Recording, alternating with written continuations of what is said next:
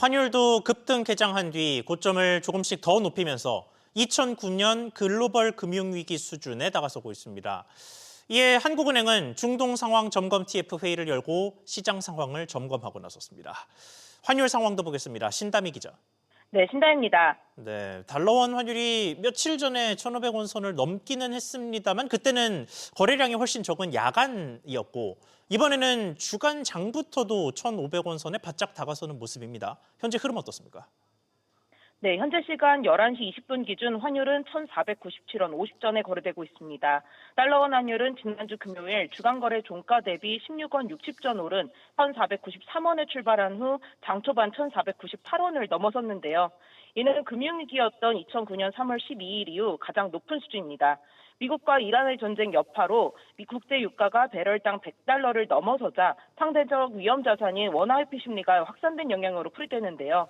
반면 안전자산 선호 심리는 강해져 주요 6개국 통화 대비 달러 가치를 나타내는 달러 인덱스는 99.54까지 올라섰습니다. 네, 조금 전에 이재명 대통령도 긴급 점검 회의를 시작하는 등 외환 당국, 국회, 정부 할 것 없이 모두 분주한 모습인데 현재까지 나타난 움직임들은 어땠습니까? 네, 한국은행은 유상대 부총재 주재로 중동 상황 전개 양상과 이에 따른 국제금융시장 상황을 점검하고 외환시장에 미칠 영향을 논의했는데요.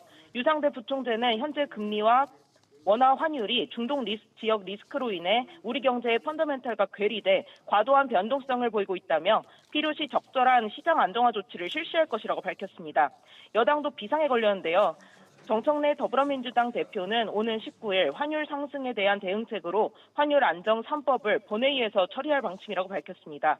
환율 안정 3법은 서학개미가 국내 증시에 재투자할 경우나 개인 투자자가 환해지 시 양도소득세를 면제해 주는 것이 골자인데요. 이 밖에도 국내 기업이 해외 자회사로부터 받은 수입 배당금에 대해 과세소득 대상에서 제외하는 비율을 기존 95%에서 100%로 조정하는 방안을 담고 있습니다. SBS 비즈 신다입니다. 자, 이란 사태의 경제 여파는 당장 매일 보이는 주유소 간판부터 체감이 커지고 있습니다. 조금 전에 이재명 대통령이 비상경제점검회의를 주재하는 등 정부의 움직임이 분주해지는 모습인데 정부 움직임 이전에 휘발유값 상황 먼저 점검해 보겠습니다. 국내 기름값 상황 보겠습니다. 오수영 기자. 네, 오수영입니다. 네, 일단 현재 가격이 어떻습니까? 네, 한국석유공사 오피넷에 따르면 오늘 기준 전국 주유소 평균 휘발유 가격은 리터당 1,897.65원, 경유는 1,920.07원까지 올랐습니다. 미국과 이스라엘의 이란 공습이 발발한 지난달 28일보다 각각 200원과 347원 넘게 오른 가격으로 조만간 둘 다 리터당 2,000원을 넘길 것으로 보입니다. 서울은 휘발유 리터당 1,947.40원, 경유가 리터당 1,969.50원으로 경유값이 더 높습니다. 최근 하루 수십 원씩 뛰던 상승세는 다소 둔화됐지만 국제유가 변동이 통상 2, 3주의 시차를 두고 국내 주유소 가격에 반영되는 만큼 더 뛸 가능성이 있습니다. 앞서 이재명 대통령 지시로 정부가 최고 가격 지정제 카드를 꺼낸 것도 이 때문입니다. 네, 최고 가격 지정제 이야기를 조금 더 해보죠. 이게 30년 만에 검토되는 거죠? 그렇습니다. 정부가 가격 상한제라는 초강수를 검토하게 된 건 급등한 국제 유가가 통상 2주 걸리던 시차가 없이 국내 석유류 가격에 즉각 반영됐기 때문입니다. 이 대통령은 지난 5일 석유류 제품의 최고 가격 지정을 검토하라고 지시했고 6일에는 기름값 바가지처럼 부당 폭리를 취하려는 반사회적 악행에 대해서는 엄정하고 단호하게 대응해야 한다고 강조했습니다. 이에 범부처 합동점검단이 6일부터 불법 석유 유통과 매점 매석, 가짜 석유와 혼합 판매 등 불공정 거래 행위를 집중 단속하는 데 나섰고 재정경제부는 유류세 인하 여부를 검토하고 있습니다. 그러나 앞서 오늘 새벽 국제유가가 4년 만에 장중 배럴당 110달러를 넘기기도 했던 데다 전쟁이 장기화할 가능성도 배제할 수 없는 등 지정학적 변수가 커지는 모습입니다. SBS 비즈 오수영입니다. 자, 이어서 나라 밖 상황도 본격적으로 보겠습니다. 국제유가는 전쟁의 여파로 배럴당 110달러 선을 뚫었습니다. 이란의 차기 지도자 관련 상황이 급변하면서 전쟁을 둘러싼 불안감이 커진 영향인데 일단 유가 상황부터 자세히 보겠습니다. 이한승 기자. 네, 이한승입니다. 네, 국제유가가 얼마까지 올랐습니까? 네, 5월 인도분 브렌트유 선물 가격은 전장 대비 26%가량 상승한 117달러 부근에서 움직이고 있습니다. 4월 인도분 서부 텍사스산 원유 WTI 선물 가격도 전장 대비 약 28% 오른 117달러 전후를 오가는 중입니다. 브렌트유와 WTI 모두 100달러를 넘은 이후 110달러까지 넘어서면서 상승폭을 키우고 있습니다. 국제유가가 동반 110달러를 넘어선 것은 지난 2022년 7월 이후 3년 8개월 만에 처음입니다. 네, 앞서 90달러 선을 돌파한 뒤에 100달러를 돌파하는 데까지 이틀밖에 걸리지 않았습니다. 왜 이렇게 상승세가 가팔라진 겁니까? 네, 전 세계 원유의 약 20%가 지나다니는 호르무즈 해협이 이란에 의해 폐쇄되면서 원유 수송로가 막혔기 때문입니다. 특히 쿠웨이트가 원유 감산을 선언한 것이 결정적이었습니다. 쿠웨이트 국영 석유 회사 KPC는 지난 7일 이란의 계속된 공격과 호르무즈 해협 선박 통항에 대한 위협에 따라 예방적 조치로 원유와 정제 처리량을 감축한다며 불가항력을 선언했습니다. 이 불가항력 조항은 산유국들이 전쟁이나 자연재해 등 기업이 통제할 수 없는 상황에 놓이면 계약성 의무를 이행하지 않아도 되는 일종의 면책 조항입니다. 쿠웨이트뿐만 아니라 아랍에미리트도 감사를 시사했고 이에 앞서 이라크도 일부 생산시설 가동을 중단한 것으로 전해졌습니다. 호르무즈 해협이 폐쇄된 상황에서 계속된 전쟁에 원유 시설이 피해를 입거나 불가항력 조항을 이유로 감산하는 산유국들이 늘어날 수 있어 국제유가는 더 오를 것이라는 전망이 나오고 있습니다. SBS 비즈 이한승입니다. 지금 시장을 들썩이게 하고 있는 초대형 변수는 이란의 차기 지도자 선출입니다. 사망한 알리 하메네이의 차남인 모즈타바 하메네이가 차기 최고 지도자로 선출됐는데 잘 알려진 대미 강경파입니다. 전쟁이 길어질 거란 전망 속에 미국이 또다시 암살 작전에 나설 거란 관측도 나오고 있습니다. 취재기자 연결해 보겠습니다. 정광윤 기자. 네, 정광윤입니다. 네, 우선 이란 최고 지도자의 확정 소식부터 전해주시죠. 네, 이란 성직자들이 모여 최고 지도자를 정하는 헌법기구인 전문가 회의는 압도적인 찬성으로 무즈타바를 3대 지도자로 선출한다는 성명을 공식 발표했습니다. 앞서 알리 하메네이가 미국과 이스라엘 공습으로 사망한 지 8일 만인데요. 무즈타바는 혈통세습 논란과 종교 지도자 자격 부족 등 이란 신정체제에서 상당한 약점을 지녔지만 군부 지지를 등에 업고 이를 넘어선 것으로 전해졌습니다. 이란 혁명수비대는 즉각 무즈타바에게 충성을 맹세했고 성직자들이 순교자의 아들이라는 후관까지 부여하면서 저항의 구심점으로 떠올랐다는 분석인데요. 이란의 대미 강경 노선이 한층 더 확고해질 것으로 예상됩니다. 네, 트럼프 대통령은 모즈타바에 대해서 반대 입장을 계속 밝혀왔죠. 네, 그렇습니다. 이란이 최고 지도자를 발표하기 전 트럼프 대통령은 미국 승인을 받지 않은 지도자는 오래 버티지 못할 것이라고 경고하면서 선출 과정에 자신이 관여해야 한다고 말했습니다. 앞서 지난주엔 하메네이의 아들은 받아들일 수 없다고 잘라 말하기도 했는데요.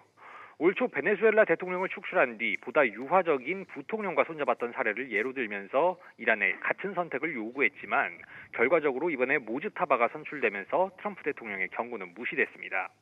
미국과 이스라엘 모두 이란 차기 지도자가 제거 대상이라고 공언해온 상황에서 이들과 대립각을 세우는 모즈타바의 선출을 계기로 이란 전쟁이 장기화 국면에 한 발 더 다가섰다는 분석입니다. SBS 비즈 정광윤입니다.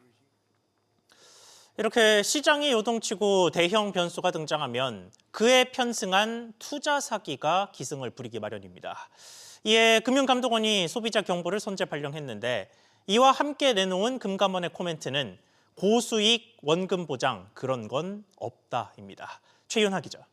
네, 최윤아입니다. 네, 그러니까 아직 중동 사태를 본격적으로 이용하는 사기가 확인된 것은 아니고 우려가 된다는 내용인데 그러면 현재 기승을 부리고 있는 사기는 어떤 방식입니까?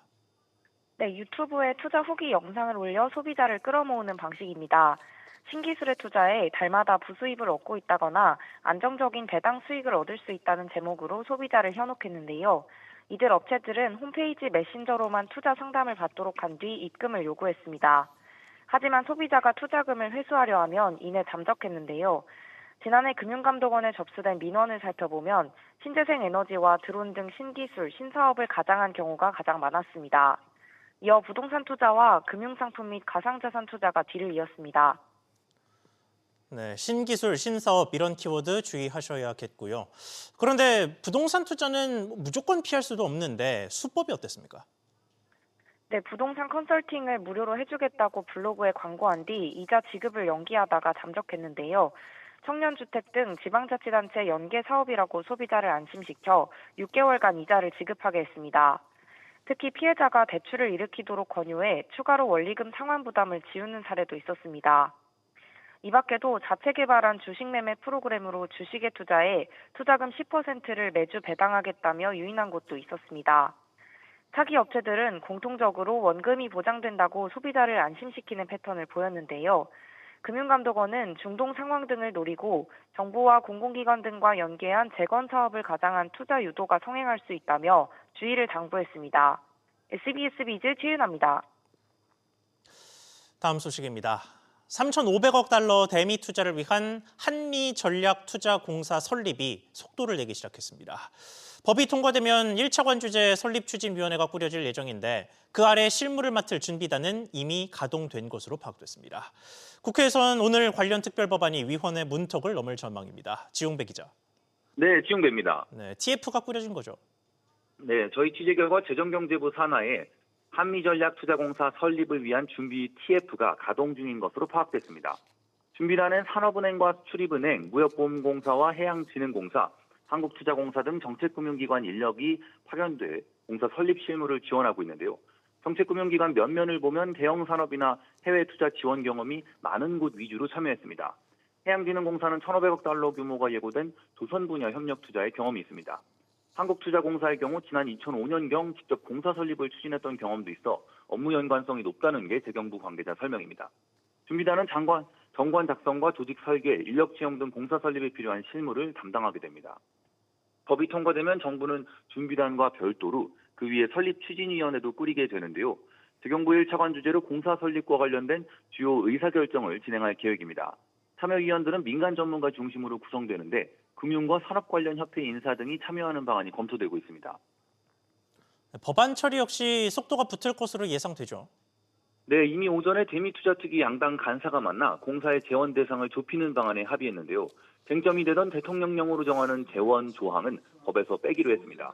이후 조금 전부터 소위원회를 진행 중이고 오후 2시에는 전체 회의에서 법안을 통과시킬 예정입니다. 이렇게 되면 오는 12일 본회의를 거쳐 법안이 최종 통과될 전망입니다. 공사 자본금은 2조 원, 인력은 10명 안팎으로 소규모로 출범해 경력직 채용과 기관 파견을 병행하는 방식이 검토되고 있습니다. SBS 비즈 지용배입니다. 6,300선까지 파죽지세로 올랐던 코스피가 앞서 보신 것처럼 5,000선 초반까지 주저앉은 가운데 이를 매수의 기회로 여기는 투자자들도 적지 않습니다. 투자금 마련을 위해서 은행 빚까지도 받으면서 대형 은행들의 마이너스 통장 잔액이 크게 늘어난 것으로 나타났습니다. 자세한 이야기 들어보겠습니다. 이정민 기자. 네, 이정민입니다. 네, 잔액이 1조 원 넘게 늘었다면서요. 그렇습니다. 금융권에 따르면 5대 은행의 지난 5일 기준 개인 마이너스 통장 잔액은 40조 7,227억 원으로 집계됐습니다. 지난 2월 말 잔액인 39조 4,250억 원보다 3% 넘게 늘었는데요. 영업일 기준으로 보면 단 4일 만에 1조 3천억 원가량이 늘었습니다. 역대 월말과 비교해 2022년 12월 말 이후 3년 2개월 만에 가장 큰 잔액 규모입니다. 증가 속도도 빠른데요. 닷새 간 마통 잔액이 이렇게 늘어난 건 코로나19 이후 영끌과 비투가 급증하던 지난 2020년 11월 이후 가장 큰 증가세입니다. 네, 이거 말고 예금에서도 자금이 크게 빠져나가고 있잖아요. 이들이 증권 시장으로 옮겨가는 뚜렷한 흐름이 보이는 겁니까? 그렇습니다. 은행권 관계자는 증시가 폭락하자 주식 저가 매수 기회라고 생각한 고객들의 머니무브가 뚜렷했다며 시장금리와 예금금리가 오르는 추세인데도 예금 잔액이 줄어 예금 감소분보다 더 높은 수익률을 기대하는 투자 수요와 관련됐다고 추정한다고 설명했습니다. 5대 은행의 정기예금 잔액은 5일 기준 994조 원으로 지난달 말보다 2조 8천억 원 급감했습니다. 같은 기간 투자처를 찾지 못한 대기자금 성격의 요구 불예금도 8조 6천억 원 빠져나갔습니다. SBS 비즈 이정민입니다. 정부가 농협중앙회에 대한 합동특별감사 결과 위법 소지가 큰 14건에 대해 수사를 의뢰했습니다. 강호동 농협중앙회장과 핵심 간부들의 비리와 전횡부터 수백억 원대 특혜성 대출, 투자, 계약 등이 확인됐습니다. 취재기자 연결해 보겠습니다. 정보윤 기자. 네, 정보윤입니다. 네, 정부 합동특별감사단이 감사 결과를 내놓은 거죠. 네, 정부는 지난 1월 26일부터 농협중앙회, 자회사 등에 대한 특별 감사 결과 위법 소지가 큰 14건에 대해 수사 의뢰했다고 밝혔습니다. 구체적으로 강호동 농협중앙회장은 농협재단 핵심 간부를 통해 재단 사업비를 유용해 선거에 도움을 준 조합장 등에게 4억 9천만 원을 지출했는데요. 이 같은 횡령, 금품 수수 등 범죄 혐의가 수사를 통해 확정되면 농식품부 장관이 강 회장의 해직 등에 대해 따로 조치할 예정입니다. 농협중앙회가 농협경제지주의 요청으로 2022년 신설법인에 145억 원의 신용대출을 부실심사 후 내준 특혜성 대출 사례도 확인됐습니다. 또 2022년부터 농협재단과 중앙회 상호금융은 A캐피탈의 지분투자와 한도대출, CP 매입 등 675억 원에 달하는 자금을 지원했지만 현재 회수 가능성이 불확실한데요. 이러한 지원이 이뤄질 당시 중앙회 상무 출신 인사들이 해당 캐피탈 임원을 맡고 있었던 것으로 드러나 업무상 배임 가능성도 지적됐습니다. 네, 그리고 강호동 농협중앙회장의 독단적인 조합 운영도 지적됐다고요. 네, 그렇습니다. 감사단은 최근 5년간 포상금 75억 원이 객관적인 성과평가 없이 강호동 중앙회장 등에 무분별하게 지급됐다고 지적했습니다.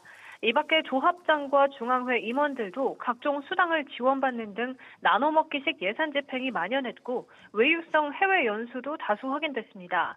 감사반은 농협 핵심 간부들의 위법과 전횡, 특혜성 대출과 계약, 방만한 예산 집행이 광범위하게 발생하고 있다며 강도 높게 지적했는데요. 그 배경에는 작동하지 않는 내부 통제 장치와 금품에 취약한 선거제가 있다며 근본적인 농협 개혁 방안을 조속히 발표할 예정이라고 덧붙였습니다. SBS BJ 정부인입니다. 삼성전자 노사 간 임금 협상이 불발되면서 2년 만에 총파업 가능성이 높아졌습니다. 9만 명에 달하는 노조원들이 찬반 투표에 돌입했는데 파업에 불참하는 직원은 불이익을 주겠다는 이른바 블랙리스트 발언도 나오면서 내부가 술렁이고 있습니다. 김동필 기자. 네, 김동필입니다. 네, 일단 투표를 포함해서 이후의 일정은 어떻게 됩니까? 네, 전국 삼성전자 노조와 초기업 노조, 동행노조 등 3개 노조가 합친 공동투쟁본부가 오늘부터 오는 18일까지 찬반 투표를 합니다. 이들 노조를 합치면 9만여 명으로 전체 직원 4명 중 3명에 달합니다. 노조 측은 오는 5월 총파업을 예고했는데요. 평택 사무실까지 점거해 성과급 등 협상을 이끌어낸다는 계획입니다. 투표에서 과반이 찬성하면 삼성전자는 지난 2024년에 이어 창사 이래 두 번째 파업을 맞게 됩니다. 네, 투표 전에 불거졌다는 블랙리스트 논란은 어떤 내용입니까? 네, 노조 집행부가 최근 유튜브 방송에서 한 발언이 발단이 되었습니다. 파업 중에 근무하는 사람 명단을 관리해 해고나 강제 전배 등을 논의할 때 우선적으로 안내하겠다고 한 건데요. 여기에 회사의 협조적인 동료를 신고하면 포상하는 신고센터 운영 계획까지 밝히면서 일부 직원들은 지나친 파업 강제 아니냐며 반발하는 것으로 전해집니다. 이와 관련 최승호 초기업 노조 위원장은 단체 협약에 따라 해고 등에 앞서 50일 전 근로자 대표와 협의해야 하는데 이때 조합원을 우선 보호한다는 취지라면서 적법한 쟁의를 불법적으로 방해하는 시도를 가려내려는 것이라고 해명했습니다. 이에 따라 파업 강제성 논란에 따른 내부 반발이 향후 쟁의 동력을 가르는 최대 변수가 될 전망입니다. SBS 비즈 김동필입니다. 챗 GPT나 제미나이 같은 생성형 AI, 요즘에는 안 쓰는 분들이 없을 정도로 이젠 일상이 되고 있습니다. 그런데 네이버가 AI 구독권의 거래를 전면 금지하는 것으로 파악됐습니다. 정가가 수십만 원인 연간 구독권을 싸게 산 소비자들의 피해가 우려된다는 건데 어떤 문제가 있는 건지 단독 취재한 기자 연결해 보겠습니다. 정대한 기자. 네, 정대한입니다. 네, 일단 구독권이 거래된다는 것 자체도 약간은 생소한데 정확하게 어디서 어떤 방식의 거래가 금지됩니까? 네, 업계에 따르면 네이버 스마트 스토어는 오는 12일부터 챗GPT나 퍼플렉시티 등 모든 AI 서비스 구독 상품 판매를 전면 금지할 예정입니다. 네이버에는 현재도 AI 구독권을 90% 이상 싼 가격에 내놓은 판매자들이 많은데요. 정가 34만 8천 원인 제미나이 1년 구독권이 만 원대에 판매되고 있습니다. 네이버뿐 아니라 당근마켓 등 중고거래 플랫폼에서도 AI 구독권 거래가 이뤄지고 있는데요. 판매자들은 할인 이벤트 등 무료로 얻은 AI 구독권을 판매해 수익을 올리고 있는 것으로 보입니다. 네이버 측은 소비자 피해 우려로 AI 구독 관련 상품을 일체 취급하지 않을 예정이라고 밝혔습니다. 네, 그런데 온갖 상품을 중고로 되파는데 유독 AI 구독권은 왜 안 되나 싶은 생각도 드는데 이게 애초에 약관 위반이라면서요? 네, 그렇습니다. 네이버 측은 구독권이 중단되거나 계정이 차단되는 등의 피해를 볼 수 있다고 설명했습니다. 해당 AI 본사가 구독권 최초 소유자와 현재 이용자가 다르다는 걸 인지하면 이용자 계정의 구독 서비스를 임의로 중단시킬 수 있다는 겁니다. 실제 AI 기업들의 약관을 보면 구독권의 재판매 혹은 양도를 금지한다는 내용이 있습니다. 이용 정지를 당해도 구독권 판매자로부터 보상을 받는 것도 현실적으로 어려울 수 있습니다. SBS 비즈 정대한입니다. 중국 지리자동차의 프리미엄 전기차 브랜드 지커가 한국 상륙 준비에 속도를 내고 있습니다. 서울 대치동과 부산 해운대 같은 핵심 부초는 물론이고 수원과 판교, 인천 등 수도권 주요 요충지에도 잇따라 거점을 마련하는 모습입니다. 류정현 기자.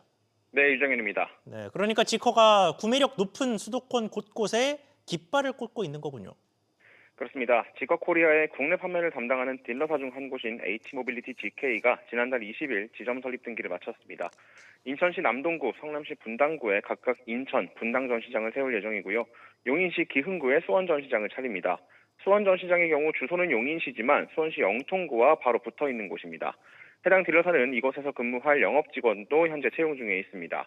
지커코리아는 또 인천시 남동구와 수원시 영통구에 서비스 센터도 마련합니다. 앞서 또 다른 딜러사인 GK모빌리티는 지커 대치전 시장의 인력 채용에 나선 바 있어 서울 거점은 대치동이 될 예정입니다. 네, 최근 BYD와 같은 중국 업체들이 저가 공세를 펼치고 있는데 지커는 전략이 조금 다르다면서요? 네, 구매력이 입증된 지역을 공략해 럭셔리 이미지를 선점하겠다는 전략으로 보이는데요. 비수도권의 경우 부울경 공략을 위해 부산을 거점으로 삼을 방침입니다. 이르면 다음 달 해운대에 부산 전시장을 오픈할 것으로 보입니다. 국내 첫 상륙 모델인 중형 SUV 7X는 패밀리카 수요가 높은 고소득층을 겨냥합니다. BYD의 한국 진출 이후 저가 공세가 펼쳐지면서 최근 전기차 가격 낮추기 경쟁이 벌어지고 있는데요. 지커의 본격적인 한국 시장 공략도 국내 전기차 판도에 적잖은 영향을 미칠 전망입니다. SBS 비즈 유정현입니다. 지난해 가계대출 목표치를 4배 넘게 초과하고 그러고도 증가세를 계속 이어가고 있는 새마을금고가 올해 가계대출을 아예 늘리지 못하도록 제재를 받게 될 전망입니다. 업계에 따르면 금융당국은 새마을금고에 올해 가계대출 순증이 없도록 하는 방안을 추진하고 있습니다. 기존 대출이 상환되는 만큼만 신규 대출을 취급할 수 있다는 뜻으로 금융당국이 가계대출 총량 관리를 시작한 이후 순증을 허용하지 않는 방식은 이번이 처음입니다. 지난해 3분기 임금근로 신규 일자리가 1년 전보다 25만 개 감소한 것으로 나타났습니다. 국가통계포털에 따르면 3분기 신규 채용 일자리는 557만 8천 개로 전년 동기 대비 25만 개 줄었습니다. 연령별로는 60대 이상 신규 채용이 1만 3천 개 줄면서 3분기 기준으로 처음으로 감소하는 등 전 연령대에서 새 일자리가 축소됐습니다. 이는 내수 부진 여파에 신규 채용 규모가 큰 건설업과 제조업이 위축된 영향으로 풀이됩니다.